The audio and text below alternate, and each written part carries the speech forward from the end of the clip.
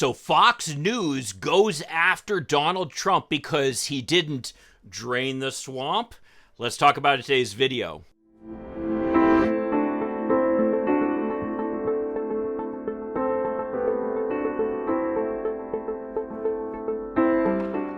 Hi, I'm Mike Greiner. I'm a lifelong Democratic activist who's concerned about the direction our country is taking. I'm also a lawyer and an academic, and I'm here to help you stand up to the BS of the MAGA crowd. So it's not too often that you see Fox News actually reporting actual facts about what Donald Trump is doing, especially Maria Bartiromo. But here she is attacking Donald Trump and holding his feet to the fire over the fact that he didn't drain the swamp despite his claims that he was going to. Let's check it out. Opening up about his regrets from 2016 and what he would do differently if elected in a year or so. I wouldn't have put a guy like Bill Barr in. He was weak and pathetic. I wouldn't have put Jeff Sessions in. There are some people that I wouldn't have put in. Why did you put them in the job then? Because well, remember, Donald Trump used to talk about the fact that he was going to appoint only the best people. But let's keep watching. every president, you put somebody in, you think they're good. So you didn't know what to expect? No, I didn't know the people. I know the people now better than anybody's ever known. But you didn't drain the swamp. I did. I fired Comey. I fired a lot of people. A lot of the people I fired. I fired Comey very early. Well, Maria Bartiromo is onto something when she says that he didn't drain the swamp. In fact, his administration was a revolving door involving all kinds of corruption. I find it ironic that now they're claiming the Biden administration is full of corruption when they don't have anywhere near the departures and firings and scandals and investigations that the Trump administration had. But it's interesting that the only person he can think of where he says he fired to drain the swamp was Comey, where the biggest issue that Comey raised was when he talked about the reopening of the investigation into Hillary Clinton right before the 2016 election, probably handing the election to Donald Trump. So much for draining the swamp. And what's more, as you may recall, Comey actually refused to be bullied by Trump. So he is very precisely not part of the swamp, unless the swamp, of course, is Donald Trump and his corrupt allies. But that's neither here nor there. Let's keep watching. And, there was a question as to whether or not you could. But I fired Comey. If I didn't fire Comey, I don't think I would have been able to serve out my term. Monica Crowley served as Assistant Treasury Secretary under former President Trump and joins us now. Hey, Monica. Great to have you here. It's great to see you. What do you think? Did he drain the swamp? Well, look, one of President Trump's enduring strengths and really one of his biggest bases for his appeal is that he wasn't out of Washington. He wasn't part of the establishment. He wasn't part of the swamp. And so in 2016, he ran on this premise that he was going to drain the swamp.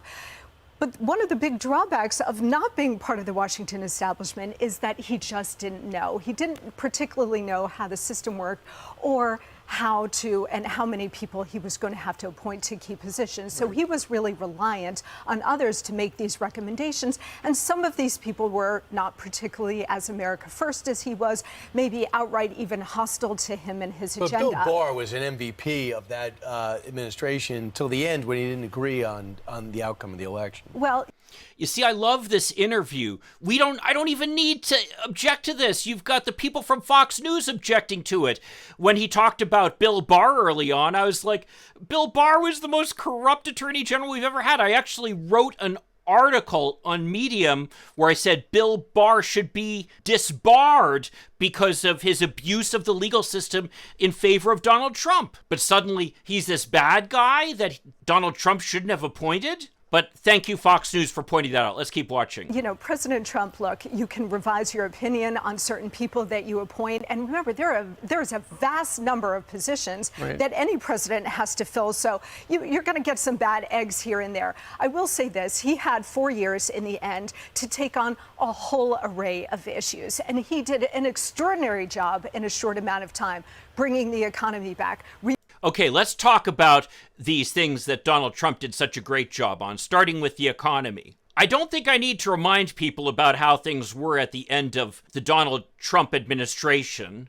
As he said during the campaign, quote, "I'll be the greatest jobs president that God ever created." And yet, as ABC News pointed out, As he leaves after his one-term tenure, Trump has become the first president since Herbert Hoover during the Great Depression to depart office with fewer jobs in the country than when he entered. So much for the great job he did on the economy. Let's keep watching. Building our military, getting the border and illegal immigration under control, ending our involvement in foreign wars. Okay, let's just address those real fast. The border crisis, as I've pointed out, started under the Donald Trump administration. It was something like the coronavirus crisis and the economic crisis that came as a result of it. Those were things that were inherited by the Biden administration that he's been dealing with, but were left to him by the Trump administration. So much for doing such a great job. And in terms of getting us out of foreign wars, what foreign war did he get us out of? As I recall, Joe Biden's the one who got us out of Afghanistan, and he's been criticized for it. So let's have a little sense of perspective here. Let's keep watching.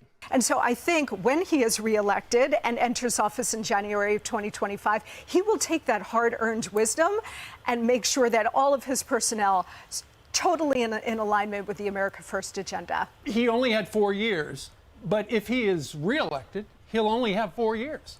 God, I love this interview because it's like I don't need to say anything.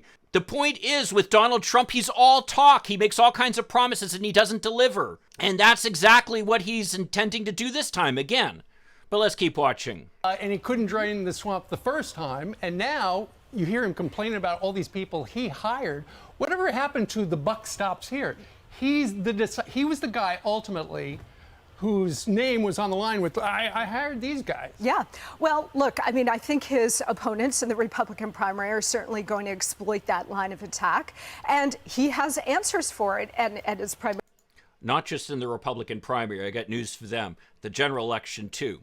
Let's keep watching. The answers that I laid out.